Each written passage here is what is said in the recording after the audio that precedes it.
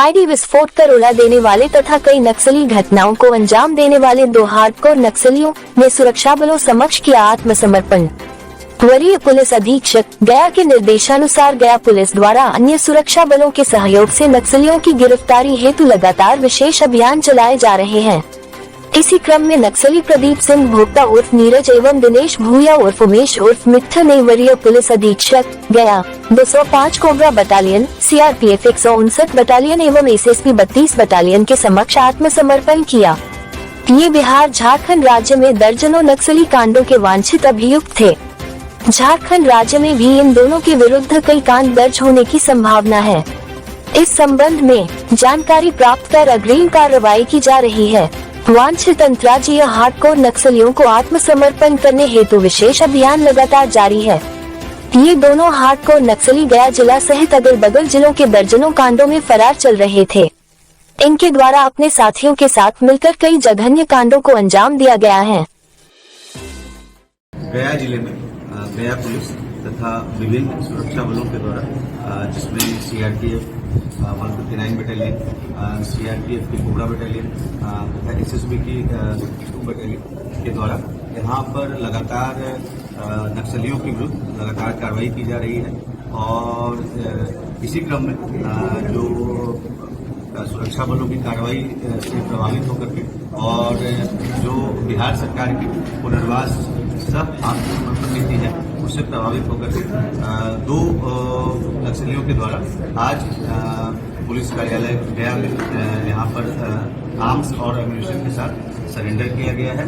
ये जो 2 जिन्होंने सरेंडर किया है इनके नाम है प्रदीप सिंह भोक्ता उर्फ नीरज तथा दिनेश भुइया उर्फ उमेश उर्फ मिट्ठू।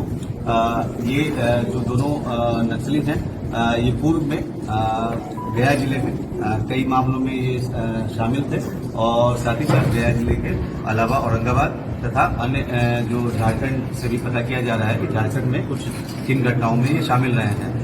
जो महत्वपूर्ण मामले हैं वो वर्ष 2019 में चकरबंदा पहाड़ी पर जो नक्सलियों का एक बड़ा समूह वहां पर इकट्ठा हुआ था तो उसमें पुलिस के द्वारा कोबरा 205 बटालियन के द्वारा तथा एसटीएफ और एसएसबी के द्वारा उस समय अभियान चलाया गया था।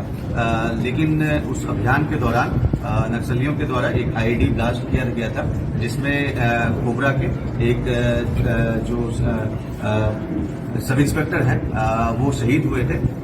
और उस मामले में काफी फिर उसके बाद जब कार्रवाई की गई थी तो सभी नक्सली पीछे हट गए थे और जान बचा करके भाग गए थे। इस मामले में दर्जनों की संख्या में आईडी को वहां से बरामद किया गया था और नक्सलियों द्वारा इस्तेमाल किया जाने वाला बहुत सारा सामान भी बरामद किया गया था जिस संबंध में लुटुआ थाना कांड संख्या 1/19 दर्ज है।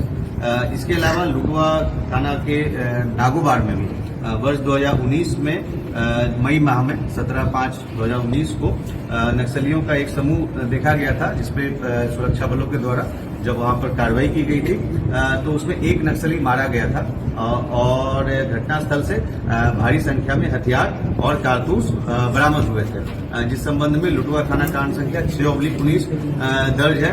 इसके अलावा वर्ष 2018 में डुमरिया में नक्सलियों का जो एक समूह जब देखा गया था तो फिर उस समय पुलिस के द्वारा और अन्य जो सुरक्षा बल 205 कोबरा बटालियन तथा सीआरपीएफ के द्वारा जब वहां पे कार्रवाई किया गया था तो नक्सलियों के द्वारा पुलिस और सुरक्षा बलों पर फायरिंग किया गया था।